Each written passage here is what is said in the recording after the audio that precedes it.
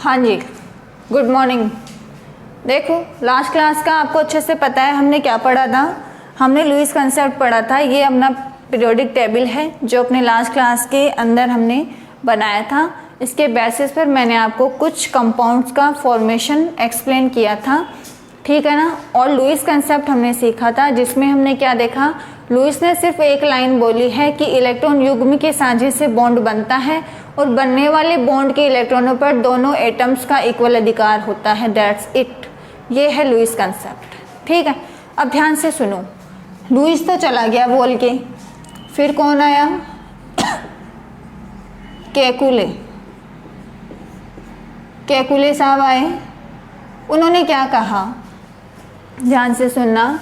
उन्होंने कुछ नहीं, सिर्फ जो लुईस कंसेप्ट था उसमें थोड़ा सा मॉडिफिकेशन किया है। क्या किया है? देखो, लुईस ने क्या कहा था। सबसे पहले मैं Cl2 ले रही हूँ, सबसे पहले Cl2 की बात मैं कर रही हूँ। लुईस ने क्या कहा कि दोनों Cl अपने इलेक्ट्रॉन के साझे से बॉन्ड का फॉर्मेशन करते हैं और बनने वाले बॉन्ड के इलेक्ट्रॉनों पर दोनों का इक्वल अधिकार होता है। ये लुईस का कंसेप्ट, दोनों का अष्टक पूरा हो गया, ठीक है। केकुले ने सिर्फ क्या किया है कि जब दोनों के इलेक्ट्रॉन जब भाग ले रहे हैं ना, तो उन्होंने एक लाइन से इस बॉन्ड को शो कर दिया। उन्होंने क्या कह दिया, ये इसका इलेक्ट्रॉन, ये इसका इलेक्ट्रॉन। तो लुईस ने इनके बीच बॉन्ड नहीं बनाया था। केकुले ने सिर्फ यहाँ बॉन्ड को शो कर दिया कि जितने इलेक्ट्रॉन युग्म का साझा होता है एटम्स के बीच, उतने ही वहाँ पर बॉन्ड बनने लग जाते हैं। समझ रहे हो? दो एटम्स के बीच जितने इलेक्ट्रॉन युग्म का साझा होगा उतने ही वहाँ पर बॉन्ड बनेंगे। जैसे यहाँ देखो, एक इलेक्ट्रॉन का साझा हुआ है ना, समझ रहे हो? यहाँ एक इलेक्ट्रॉन का साझा हुआ है, तो मैं क्या कहूँगी, देखो, अगर मैं इलेक्ट्रॉन पेयर की बात करूँ, अगर एक इलेक्ट्रॉन पेयर किसी बॉन्ड में भाग ले रहा है, ये इलेक्ट्रॉन का पेयर हो गया ना, दोनों मिलके एक पेयर बना लेंगे, जोड़ा बना लेंगे। तो अगर एक पेयर, केकुले के अकॉर्डिंग, जब एक इलेक्ट्रॉन पेयर बॉन्डिंग में भाग लेता है तो एक बॉन्ड बनता है। एक इलेक्ट्रॉन पेयर एक बॉन्ड बनाता है।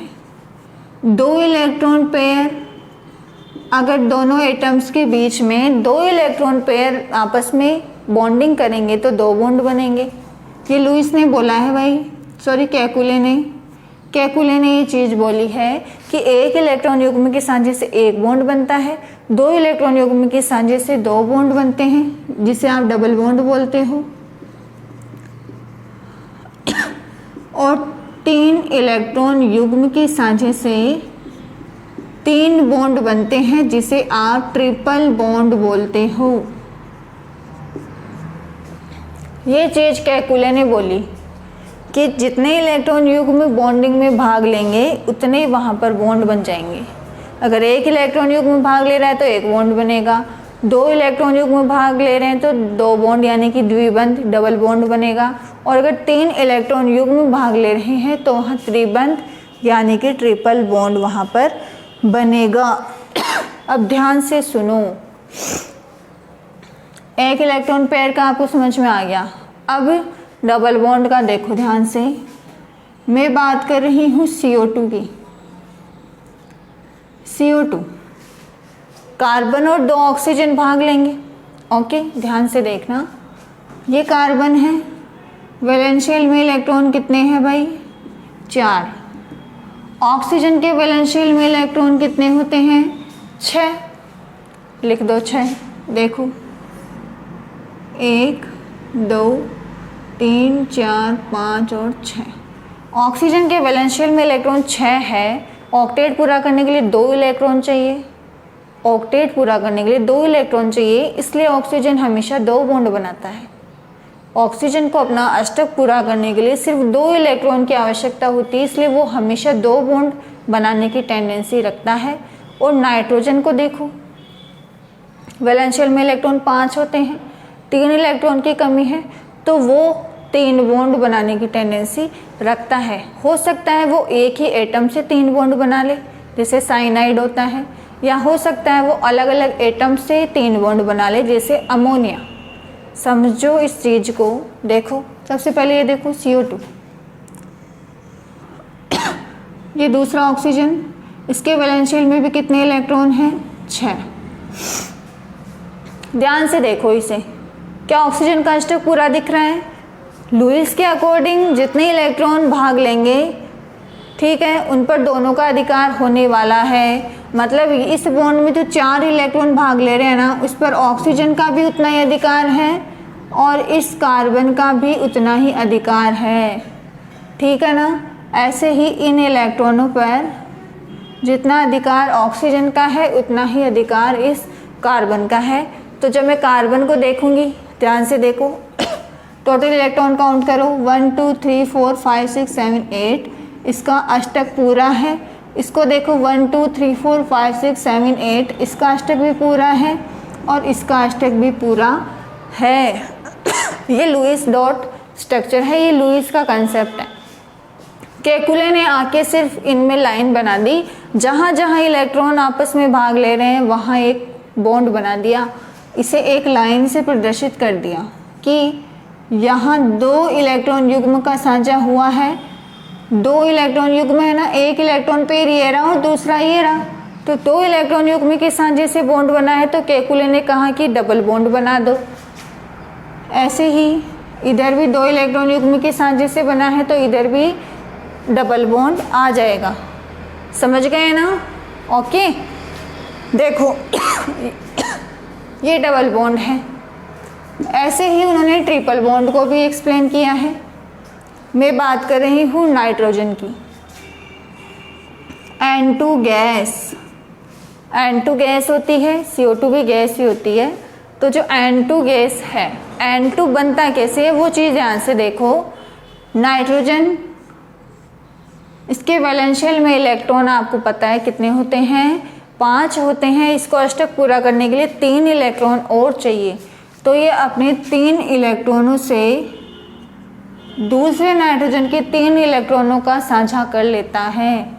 देखो ये दूसरा नाइट्रोजन है, इसको भी अपना अष्टक पूरा करना है, तो दोनों अपने 3-3 इलेक्ट्रॉनों का साझा कर लेंगे, ठीक है, और बॉन्ड बना लेंगे।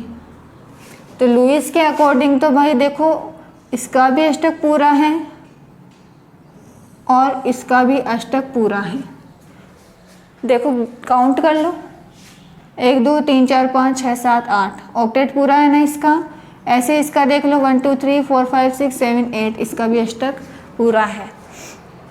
ये तो लुईस का कंसेप्ट है कि अपना ऑक्टेट पूरा करने के लिए जो एलिमेंट्स हैं वो उतने ही बॉन्ड बनाने की टेंडेंसी रखते हैं जितना उनको ऑक्टेट कंप्लीट करने के लिए इलेक्ट्रॉन चाहिए। जैसे नाइट्रोजन को 3 इलेक्ट्रॉन चाहिए था, तो ये 3 बॉन्ड बनाने की टेंडेंसी रखता है। ऑक्सीजन को 2 इलेक्ट्रॉन चाहिए, तो वो 2 बॉन्ड बनाने की टेंडेंसी रखता है। देखो 6 होते हैं ना ऑक्सीजन के पास, 2 ही चाहिए उसको। ऐसे ही कार्बन को अगर देखोगे तो कार्बन को 4 इलेक्ट्रॉन चाहिए, तो मैक्सिमम 4 बॉन्ड बनाने की टेंडेंसी रखता है। ओके, ये चीज़ हो गई।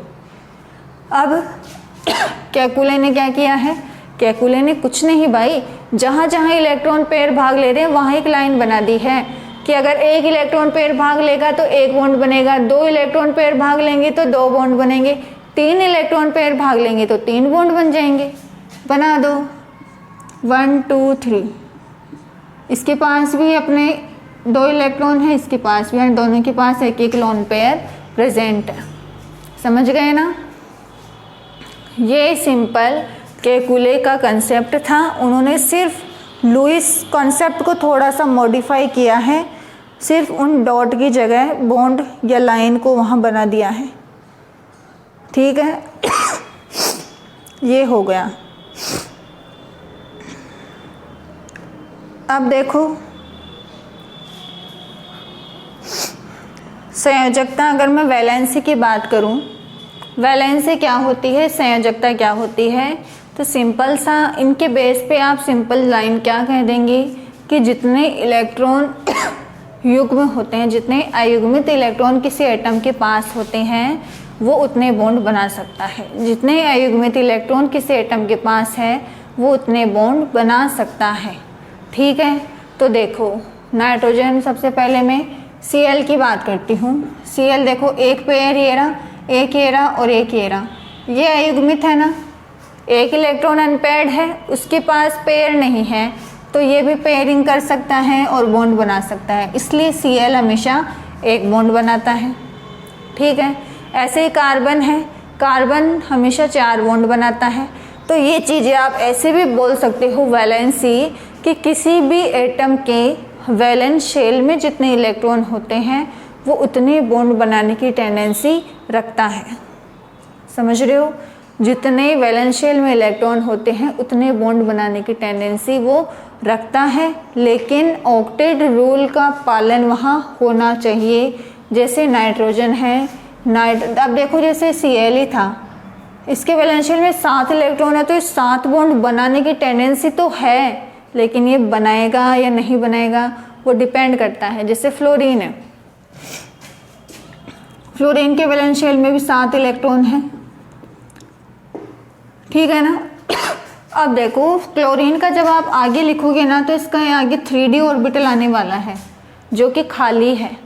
ठीक है ना, लेकिन फ्लोरीन के आगे जब विन्यास लिखोगे तो 1s2 2s2 2p6 3s2 3s आएगा ना आगे, इसमें आगे 3s आएगा और Cl में आगे 3d आएगा। तो मैं ये चीज़ कहना चाह रही हूँ कि जो फ्लोरीन है उसके पास वेकेंट d ऑर्बिटल नहीं होते, वेकेंट ऑर्बिटल इसके पास नहीं होते,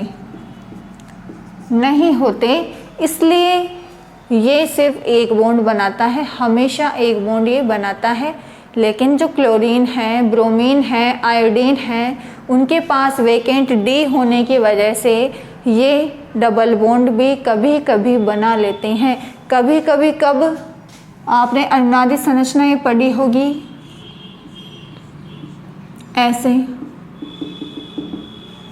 ऐसे रेजोनेंस पढ़ा होगा ना। ठीक है, तो ये चीज़ तभी पॉसिबल होती है जब वैकेंट ऑर्बिटल हो।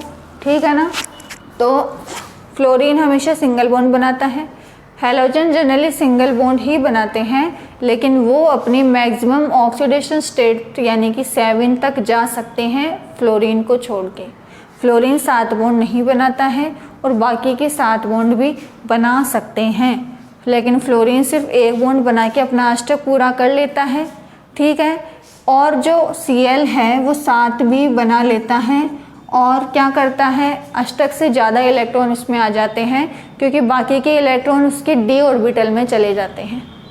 ठीक है ना, तो वैलेंसी को आप सिंपल क्या कहोगे कि किसी भी एटम पर जितने अयुग्मित इलेक्ट्रॉन होते हैं वो उसकी वैलेंसी है, जितने अयुग्मित इलेक्ट्रॉन किसी एटम पर है वो उसकी वैलेंसी है। लेकिन ये लाइन प्रॉपरली हर एटम पे सूट नहीं होती, कोई भी लाइन हर एटम पर प्रॉपरली सूट नहीं होती, इसलिए हम अलग अलग कंडीशन के बेस पे वैलेंसी चेक करते हैं। वैलेंसी कोई फिक्स चीज़ नहीं है, वो चेंज होती रहती है, कोई एक कंसेप्ट वैलेंसी को डिफाइन नहीं कर पाएगा। ठीक है ना, ये सिंपल वैलेंसी थी। अब देखो लुईस के सिद्धांत की थोड़ी सी चर्चा और करते हैं। अब लुईस का सिद्धांत जो था उसकी कुछ लिमिटेशंस देखो। लुईस थ्योरी की लिमिटेशंस, कुछ सीमाएं हैं कि कहाँ कहाँ एप्लीकेबल नहीं रहा। ठीक है, तो ध्यान से सुनेंगे आप। इसको तो मिटा देते हैं, ये चीज़ें बार बार बताने की ज़रूरत नहीं है। अब मैं उम्मीद करूँगी आपको ये चीज़ आती है क्योंकि फर्स्ट क्लास में डिस्कस हो चुकी है। ठीक है, अब देखो लिमिटेशंस है।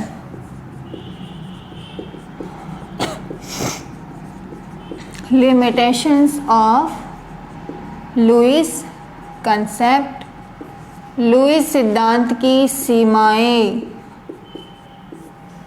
सीमाएं, कमियां, कोई कुछ भी आप चीज़ यूज़ कर सकते हो। अब देखो लुईस थ्योरी कहाँ एप्लीकेबल नहीं रही, वो क्या चीज़ नहीं बता पाई। वो चीज़ अभी मैं आपसे डिस्कस कर रही हूँ। इन्होंने क्या कहा, देखो ये ऑक्टेट रूल की बात कर रहे थे ना कि इतने एटम जब इलेक्ट्रॉन का साझा करते हैं तो अपना अष्टक पूरा करने की टेंडेंसी रखते हैं, इनर्ट गैस का विन्यास लेने की कोशिश करते हैं। ठीक है, तो ऐसे ही ट्रांजिशन एलिमेंट्स जो होते हैं उनमें ऑक्टेट रूल का कहीं जिक्र नहीं है। ऑक्टेट रूल नॉट एक्सप्लेन, यानी जो ट्रांजिशन एलिमेंट है उनमें अष्टक नियम का कोई जिक्र नहीं है।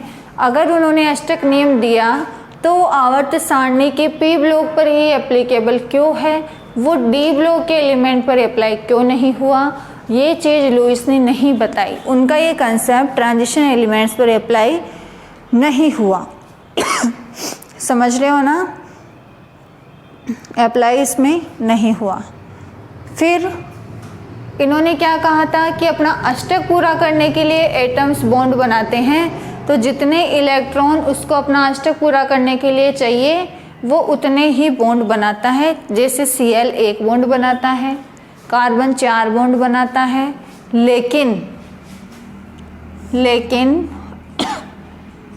PCl5 को जब देखा, फॉस्फोरस नाइट्रोजन वाले वर्ग में ही आता है।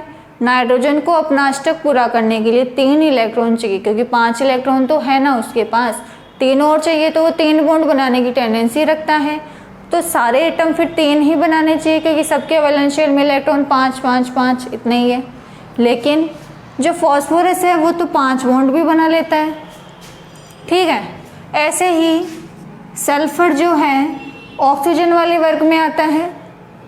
ऑक्सीजन के वैलेंशियल में इलेक्ट्रॉन 6 होते हैं, उसको अपना अष्टक पूरा करने के लिए सिर्फ 2 इलेक्ट्रॉन चाहिए, तो वो 2 बॉन्ड बना लेता है। समझ गए, 2 बॉन्ड बनाता है, तो बाकी के सारे 2 ही बनाने चाहिए ना, तभी उनका अष्टक पूरा होगा। लेकिन जो SF6 है उसमें सल्फर 6 बॉन्ड भी बना रहा है। इसके अकॉर्डिंग तो इसके पास टोटल इलेक्ट्रॉन कितने हो गए, 12 हो गए, क्योंकि एक बॉन्ड में 2 इलेक्ट्रॉन होते हैं, तो 6 बॉन्ड में इलेक्ट्रॉन 12 हो जाएंगे। ऐसे ही एक बॉन्ड में 2 इलेक्ट्रॉन, तो फॉस्फोरस के पास 10 इलेक्ट्रॉन। ऑक्टेट रूल से ज़्यादा इलेक्ट्रॉन आ गए तो ऑक्टेट रूल फेल हो गया ना। तो ये चीज़ लुईस ने एक्सप्लेन नहीं की। उन्होंने ये तो कहा कि कोई भी एलिमेंट जब बॉन्ड बनाता है तो वो अपना अष्टक पूरा करने की टेंडेंसी रखता है। ठीक है, रखता है, वो उतने बॉन्ड बनाने की टेंडेंसी रखता है जितने में उसका अष्टक पूरा हो जाए। तो उसके अकॉर्डिंग, उसके लिहाज से फॉस्फोरस को 3 ही बॉन्ड बनाने चाहिए थे ना, क्योंकि इसके पास 5 इलेक्ट्रॉन तो होते ही हैं। 3 बॉन्ड और अगर वो बना लेगा तो 3 इलेक्ट्रॉन और आ जाएंगे ना, तो इसका अष्टक पूरा हो जाएगा और ये स्टेबल हो जाएगा। लेकिन ये अपने अष्टक से ज़्यादा इलेक्ट्रॉन भी रखता है, ये 5 बॉन्ड तक भी जाता है। ठीक है, ऐसे ही जो सल्फर है वो 12 इलेक्ट्रॉन रखता है, यानी कि ये अपने 6 बॉन्ड भी बना लेता है। ऐसा क्यों होता है ये लुईस ने एक्सप्लेन नहीं किया है। हमें तो ये चीज़ पता है ऐसा क्यों होता है, क्योंकि इनके पास वैकेंट डी ऑर्बिटल होते हैं, तो ये आने वाले इलेक्ट्रॉन अपने डी ऑर्बिटल में रख लेते हैं। ठीक है ना, लेकिन लुईस ने ये चीज़ नहीं कही थी। उसके अकॉर्डिंग तो ये अष्टक नियम का पालन यहाँ होना चाहिए था, जो यहाँ पर नहीं हो रहा। ये कुछ ऐसे कंपाउंड है जिनमें अष्टक रूल फॉलो नहीं होता। ठीक है ना, ऐसे ही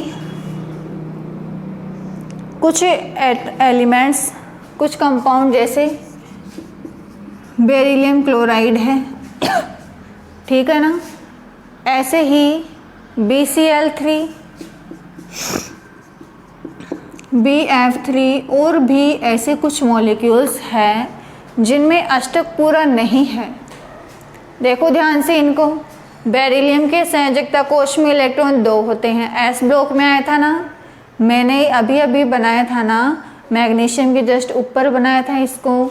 ठीक है, तो बेरिलियम के संयोजकता कोश में 2 इलेक्ट्रॉन होते हैं, तो भाई ये 2 बॉन्ड बना लेगा, बना रहा है। लेकिन 2 बॉन्ड बनाने के बाद इसका अष्टक तो पूरा हुआ ही नहीं, क्योंकि इसके पास तो 2 इलेक्ट्रॉन थे और 2 इसमें आ गए, तो टोटल में अगर 2 यहाँ से और 2 यहाँ से अगर मैं 4 इलेक्ट्रॉन मान लूँ तो भी इसका अष्टक तो पूरा हुआ ही नहीं ना, नहीं हुआ। ऐसे ही बोरोन के संयुक्ता कोश में इलेक्ट्रॉन कितने होते हैं? 3। तो ये 3 Cl के साथ जुड़ के एक इलेक्ट्रॉन और मिल जाएगा ना इसको। अब टोटल इलेक्ट्रॉन कितने हो गए? 2 4 6, अष्टक पूरा नहीं हुआ।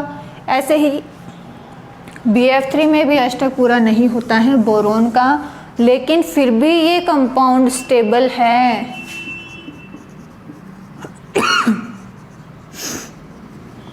ये कंपाउंड स्टेबल है, जबकि इनका जो ऑक्टेट है वो इनकम्प्लीट है। देखो ये तो वो कंपाउंड है जो स्टेबल है लेकिन ऑक्टेट से ज़्यादा इलेक्ट्रॉन है, ये चीज़ लुईस ने नहीं बताई। इनका ऑक्टेट पूरा नहीं है फिर भी ये स्टेबल है, तो उनका ऑक्टेट रूल हर जगह फॉलो नहीं होता है। समझ रहे हो ना? तो ये जो कुछ चीज़ें हैं वो लुईस का क्या है? ड्रॉबैक है। लुईस ने इन चीज़ों को एक्सप्लेन नहीं किया है। ठीक है, अब देखो वेट, अब देखो एक और ड्रॉबैक क्या था। जनरली हम क्या कहते हैं कि किसी स्पीशीज़ पर अगर अनपेयर्ड इलेक्ट्रॉन है ना तो वो क्या होती है? स्टेबल नहीं होती, उसकी रिएक्टिविटी ज़्यादा होती है। वो भी अपना जो अनपेयर्ड इलेक्ट्रॉन है उसकी पेयरिंग करना चाहता है। ठीक है, कहने का मतलब कुछ ऐसा है। मैं बात कर रही हूँ नाइट्रिक ऑक्साइड की, ध्यान से सुनो। इन्होंने अपने इलेक्ट्रॉनों के सांचे से ये बॉन्ड बना लिया। ओके, ये नाइट्रिक ऑक्साइड होता है। नाइट्रिक ऑक्साइड जो कि स्टेबल भी है। अब ध्यान से ये चीज़ सुनो कि वो स्पीशीज जिनके पास अयुग्मित इलेक्ट्रॉन हो, नाइट्रोजन के पास एक इलेक्ट्रॉन ऐसा है जो पेयर्ड नहीं है, अनपेयर्ड है, तो वो स्पीशीज लेस स्टेबल होती है, वो रिएक्टिव ज़्यादा होती है। अपने लोन पेयर, अपना जो अयुग्मित इलेक्ट्रॉन है उसको पेयर करने की कोशिश वो करती है। तो ऐसे कंपाउंड का जो विन्यास है वो अनस्टेबल होना चाहिए। ठीक है, उनका जो विन्यास है वो लेस स्टेबल होना चाहिए, यानी ये मॉलिक्यूल लेस स्टेबल होना चाहिए, लेकिन ऐसा नहीं होता है। नाइट्रिक ऑक्साइड उसका वेल नोन एग्जाम्पल है। इसमें एक अनपेयर्ड इलेक्ट्रॉन है फिर भी ये कंपाउंड एग्जिस्ट करता है, जो कि लुईस के अकॉर्डिंग एग्जिस्ट नहीं करना चाहिए था, क्योंकि उन्होंने तो ये कहा था कि जो अनपेयर्ड इलेक्ट्रॉन है वो अनपेयर्ड इलेक्ट्रॉन साझा करके बॉन्ड बना लेता है, लेकिन नाइट्रिक ऑक्साइड में तो उसने ऐसा कुछ भी नहीं किया, बॉन्ड बनाया ही नहीं। नाइट्रिक ऑक्साइड में नाइट्रोजन का एक इलेक्ट्रॉन अनपेयर्ड है, तो उनके अकॉर्डिंग तो ये अनस्टेबल होना चाहिए था, लेकिन ये अनस्टेबल नहीं है। ये भी लुईस का क्या है? ड्रॉबैक है, उसका लिमिटेशन है, कमी है। आई होप आप लोग बहुत अच्छे से इनकी लिमिटेशंस को समझ पा रहे हो। सबसे पहला ध्यान से सुनो, उन्होंने क्या कहा कि जो ट्रांजिशन एलिमेंट है उन्होंने ऑक्टेट रूल दिया तो वो सब पर अप्लाई होना चाहिए ना, लेकिन ट्रांजिशन एलिमेंट्स जो होते हैं संक्रमण तत्व, उन पर अष्टक नियम फॉलो नहीं होता। First drawback. सेकंड, उन्होंने ये कहा कि कोई भी एलिमेंट उतने बॉन्ड बना सकता है या बनाता है जितने में उसका अष्टक पूरा हो जाए। तो उनके अकॉर्डिंग फॉस्फोरस के वैलेंस शेल में तो 5 इलेक्ट्रॉन है, 3 इलेक्ट्रॉन मिलते ही भाई उसका अष्टक पूरा हो जाता है, तो वो सिर्फ 3 बॉन्ड ही बनाना चाहिए था, लेकिन PCl5 में वो 5 बॉन्ड भी बना रहा है। तो ऐसा क्यों हुआ? अष्टक से ज़्यादा इलेक्ट्रॉन उसके पास आ गए फिर भी वो स्टेबल हैं। तो ये चीज़ भी लुईस ने एक्सप्लेन नहीं की। समझ रहे हो ना? ऐसे ही कुछ और एलिमेंट्स हैं, बेरिलियम क्लोराइड, बोरो क्लोराइड, ट्राइक्लोराइड, ठीक है, बोरोन ट्राइफ्लोराइड, ऐसे कुछ कंपाउंड जो स्टेबल हैं जबकि इनका ऑक्टेट कंप्लीट नहीं है। ठीक है, और सबसे लास्ट जो इनका ड्रॉबैक था वो ये था कि इनके अकॉर्डिंग कोई भी एलिमेंट अगर उसके पास अनपेयर्ड इलेक्ट्रॉन है तो वो पेयरिंग करके बॉन्डिंग कर लेता है। अयुग्मित इलेक्ट्रॉन अगर ऑड इलेक्ट्रॉन अगर किसी स्पीशीज़ पर है तो वो जनरली लेस स्टेबल मानी जाती है अकॉर्डिंग लुईस। लेकिन यहाँ नाइट्रिक ऑक्साइड स्टेबल कंपाउंड होता है जबकि इसमें एक इलेक्ट्रॉन अयुग्मित होता है। इसका एक्सप्लेनेशन भी लुईस ने नहीं दिया है, समझ रहे होंगे, ठीक है ना। अब देखो, अब ध्यान से सुनो। लुईस तो यहाँ के हो गया फेल। अब लुईस ने जो चीज़ें बोली वो थोड़े दिन तो चली लेकिन फिर ठिकाने लग गया वो मतलब उसमें कमियां आ गई ना, तो अब वो रूल आगे थोड़ी चलेगा। उसकी तो बहुत सारी कमी हमें दिख गई, अब हम उस पर बिलीव नहीं कर सकते। फिर नया रूल आया, फिर आया सिजविक। सिजविक साहब आए, सिजविक आ गया। अब सिजविक क्या कहेगा भाई?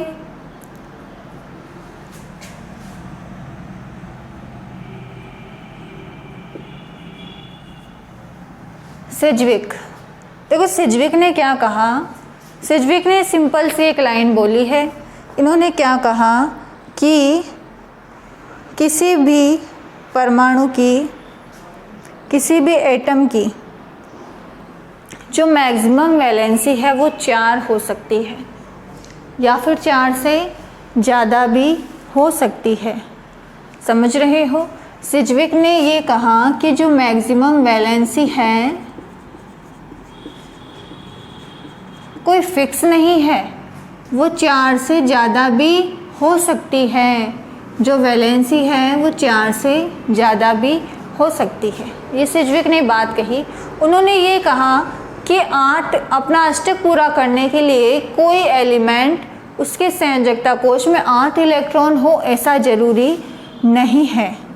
समझ रहे हो ना? जैसे लुईस ने क्या कहा कि 8 इलेक्ट्रॉन होते ही वो स्टेबल हो जाता है, तो वो क्या करता है, जितने इलेक्ट्रॉन का साझा करने से उसके पास 8 इलेक्ट्रॉन आ जाएंगे वो उतने बॉन्ड बना लेगा। लेकिन सिजविक ने सीधी सीधी बात ये कही है कि स्टेबल होने के लिए किसी एटम के पास 8 इलेक्ट्रॉन हो ऐसा ज़रूरी नहीं है।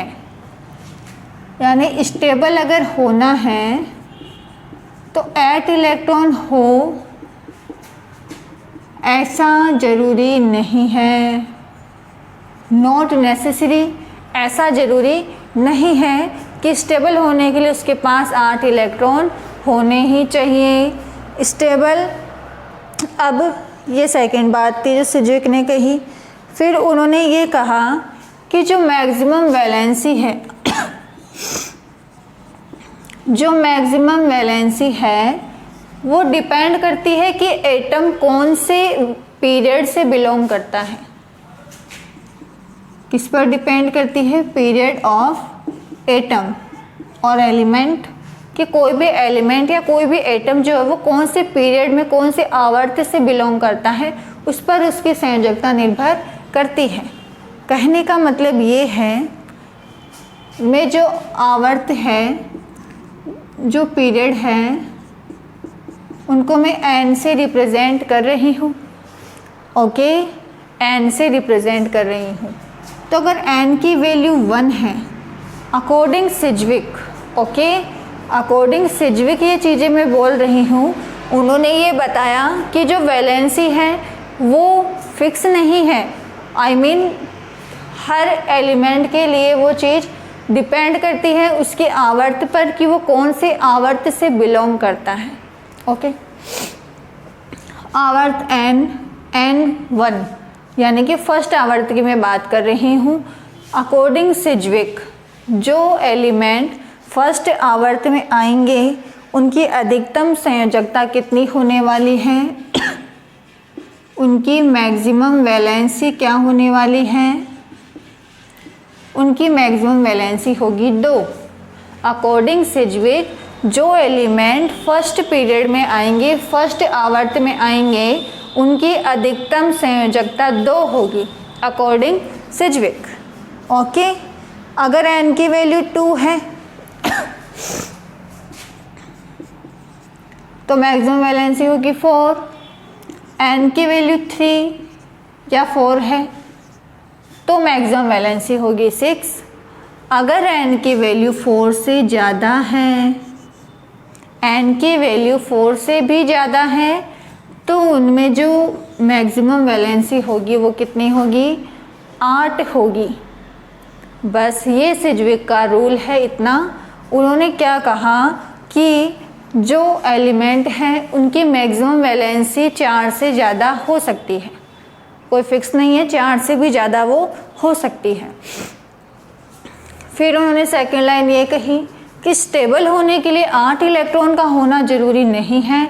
ऐसा ज़रूरी नहीं है कि वो एटम स्टेबल होगा जिसके पास 8 इलेक्ट्रॉन हो, ऐसा बिल्कुल भी नहीं होता। 8 इलेक्ट्रॉन होना स्टेबिलिटी को नहीं दर्शाता। तो ये चीज़ भी सिज्विक ने कही। फिर सिज्विक ने क्या कहा कि किसी भी एलिमेंट की मैक्सिमम वैलेंसी की वो मैक्सिमम कितने बॉन्ड बनाएगा ये निर्भर करता है कि वो कौन से आवर्त से बिलोंग करता है। वो जिस आवर्त से बिलोंग करता है उसके बेस पर उसकी संयोजकता को हम डिसाइड करते हैं। उन्होंने ये कहा कि अगर कोई एलिमेंट फर्स्ट आवर्त से बिलोंग करता है तो उसकी मैक्सिमम वैलेंसी होगी 2। अगर सेकेंड आवर्त से बिलोंग करता है तो होगी 4, थर्ड या फोर्थ से करता है तो होगी 6, और अगर 4 से ज़्यादा आता है कोई भी आवर्त का नंबर तो उसकी मैक्सिमम वैलेंसी क्या हो जाएगी, 8 तक हो सकती है। सुन पा रहे हो मेरी चीज़, बात सुन रहे हो ना? अब देखो, अब सिज्विक के अकॉर्डिंग मैं बात करूंगी PCl5 की। देखना PCl5, सिज्विक के अकॉर्डिंग PCl5 क्या है? ये फॉस्फोरस है, फॉस्फोरस है। इसको अपना अष्टक तो नहीं, इसकी मैक्सिमम वैलेंसी की मैं बात कर रही हूँ, ठीक है ना? मैक्सिमम वैलेंसी की हम यहाँ पर बात कर रहे हैं। तो इसकी मैक्सिमम वैलेंसी क्या हो सकती है भाई? इसकी जो आवर्त है वो थर्ड या फिर फोर्थ में आपको देखने मिलेगा, ठीक है ना? तो जब आप इसको देखोगे तो इसकी मैक्सिमम वैलेंसी क्या हो सकती है भाई? इसकी मैक्सिमम वैलेंसी 6 तक हो सकती है, ठीक है ना?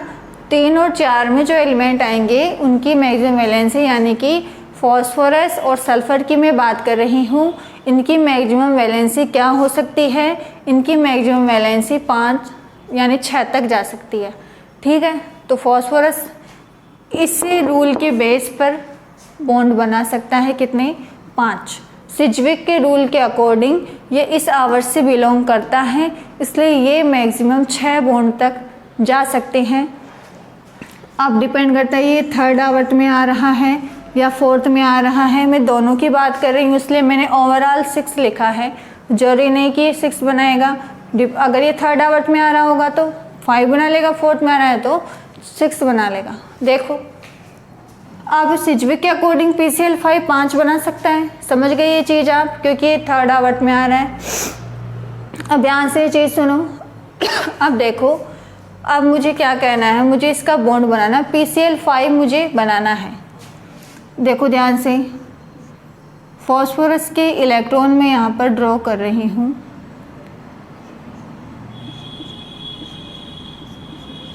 पाँच इलेक्ट्रॉन होते हैं, ठीक है? मैंने यहाँ पर 5 बना दिए।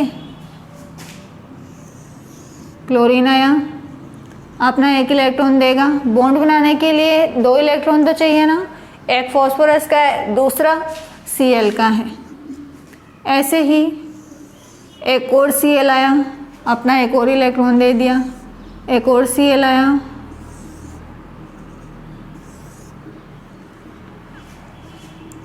यहाँ Cl है। सिज्विक के अकॉर्डिंग फॉस्फोरस 5 बॉन्ड बनाता है।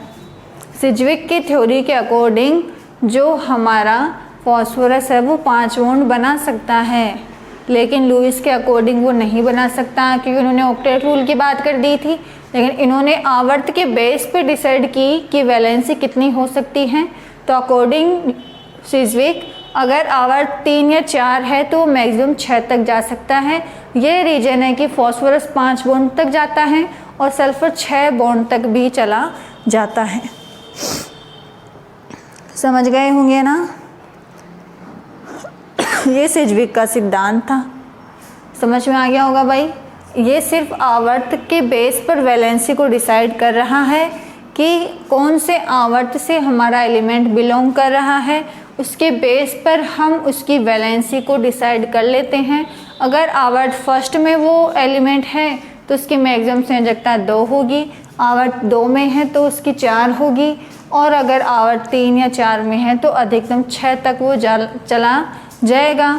और अगर n की वैल्यू यानी जो आवर्त है वो 4 से भी ज़्यादा अगर उसका है वैल्यू तो मैक्सिमम 8 तक भी जा सकता है। इसके बेस पर आप ECl5 का स्ट्रक्चर एक्सप्लेन कर सकते हो। ठीक है, ये हो गया सिजविक का रूल।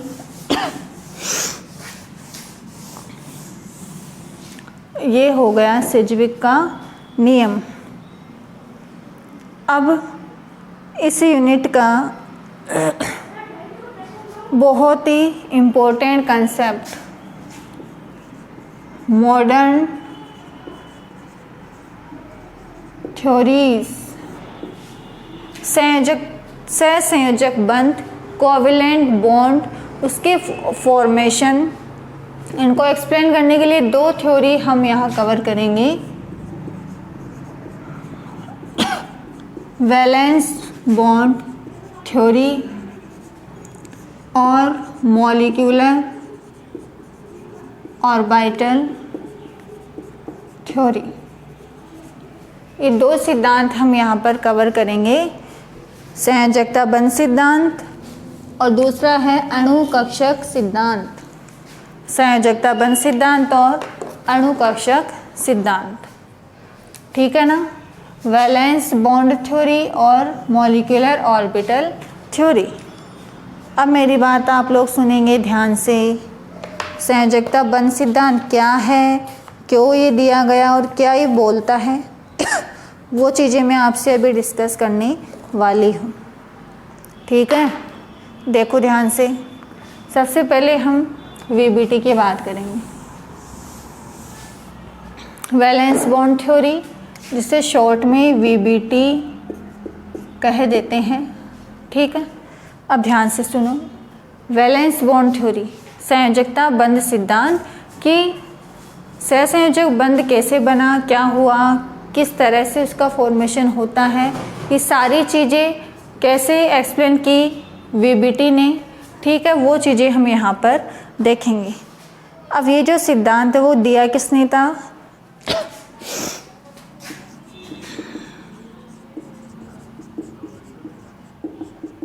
Hitler and London. ये दोनों साइंटिस्ट हैं जिन्होंने मिलके VBT को एक्सप्लेन किया। फिर VBT ने थोड़ा सा मॉडिफिकेशन आया, ठीक है, मतलब उसमें कुछ करेक्शन हुआ जो पॉलिंग और स्लेटर ने दिया। तो हम पॉलिंग और स्लेटर वाला जो कंसेप्ट है उसी को हम पढ़ते हैं। ऑब्वियस है, मॉडिफाइड चीज़ें ही पढ़ेंगे ना। अगर किसी चीज़ में कमी है तो आप उसको पढ़ोगे फिर और जाके उसका मॉडिफिकेशन देखोगे, ऐसा थोड़ी करेंगे।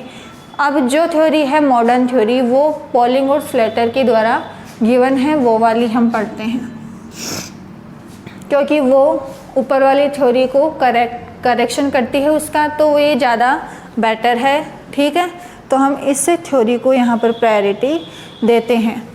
अब देखो, पॉलिंग और स्लेटर ने क्या कहा कि जो VBT है, जो वैलेंस बॉन्ड थ्योरी है, वो एटॉमिक ऑर्बिटल्स की लीनियर कॉम्बिनेशन पर आधारित है, रेखीय संयोजन पर आधारित है, जिसे मैं क्या कहती हूँ, LCAO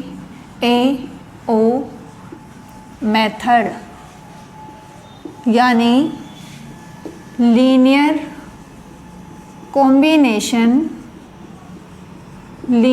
combination of atomic LCAO orbital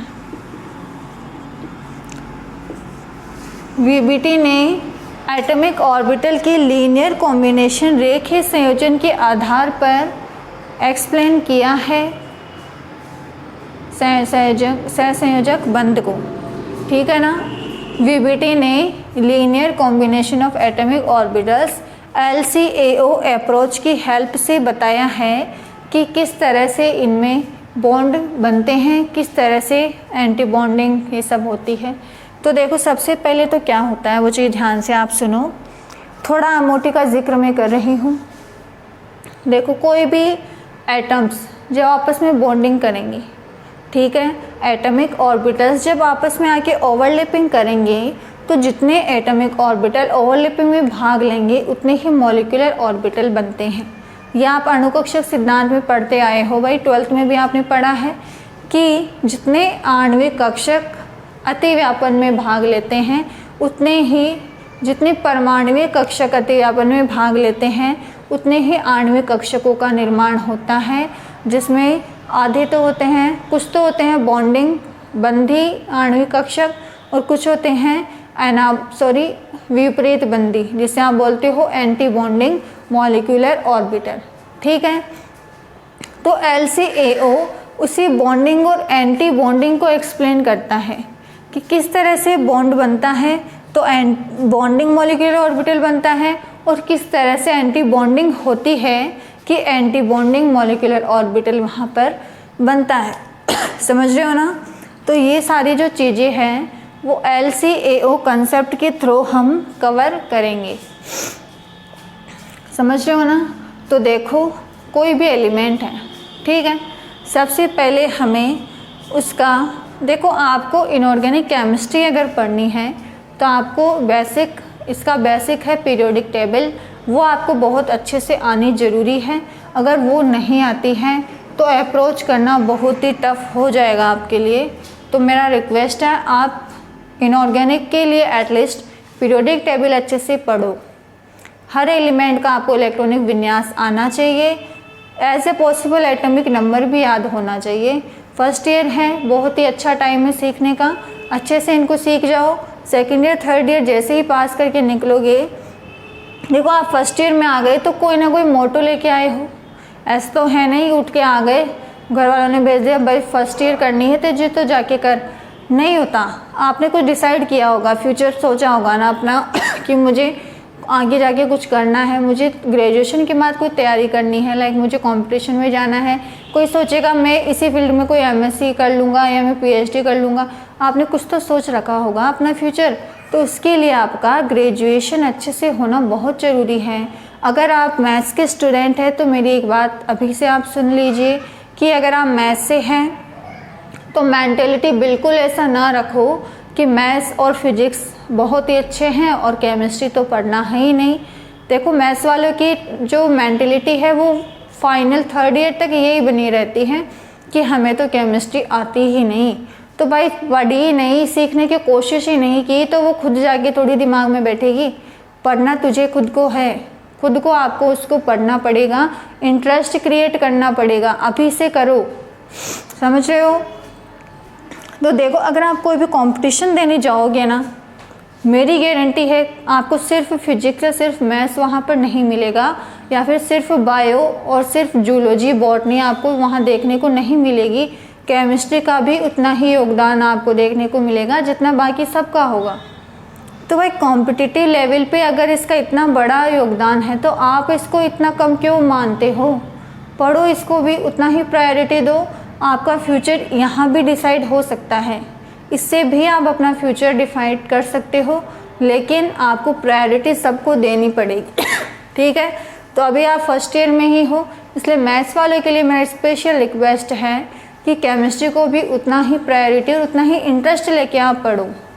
जब चीज़ें हम सीखते हैं ना, जब चीज़ें हमें आने लग जाती है तो कॉन्फिडेंस बढ़ जाता है उसमें और इंटरेस्ट अपने आप आ जाता है।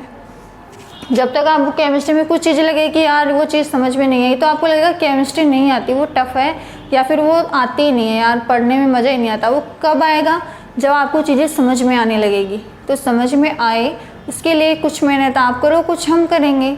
तो आपको तो सिर्फ रिवीजन करना है और जो मैंने कहा है पीरियोडिक टेबल वो आपको पढ़नी है। बिना पीरियोडिक टेबल के इनऑर्गेनिक का जिक्र भूल जाओ। इनऑर्गेनिक में, क्योंकि मैं बार बार आपको ये चीज़ थोड़ी बताऊंगी पीरियोडिक टेबल में ये एलिमेंट वहाँ था, वो वहाँ था, ये चीज़ें मैं मानती हूँ आपको आती है और आनी भी चाहिए। फर्स्ट ईयर में हो, 12th आपका हो चुका है, 11th 12th में पीरियोडिक टेबल आराम से आप पढ़ लेते हो, सारी प्रॉपर्टीज़ उनकी 11th 12th में कवर हो जाती है। तो अब तो हम ब्रॉड लेवल में जा रहे हैं ना, ठीक है, समझ रहे हो ना। तो बस आपको वही चीज़ें करनी है, रिवीजन और पीरियोडिक टेबल को प्लीज़ आप पढ़ो। नेक्स्ट क्लास में मैं उम्मीद करूँगी कि आप पढ़ के आओगे और मैं कुछ भी एक्सप्लेन करूँगी वो आप अच्छे से समझोगे, ठीक है। अभी चलते हैं, नेक्स्ट क्लास में आते हैं, ओके।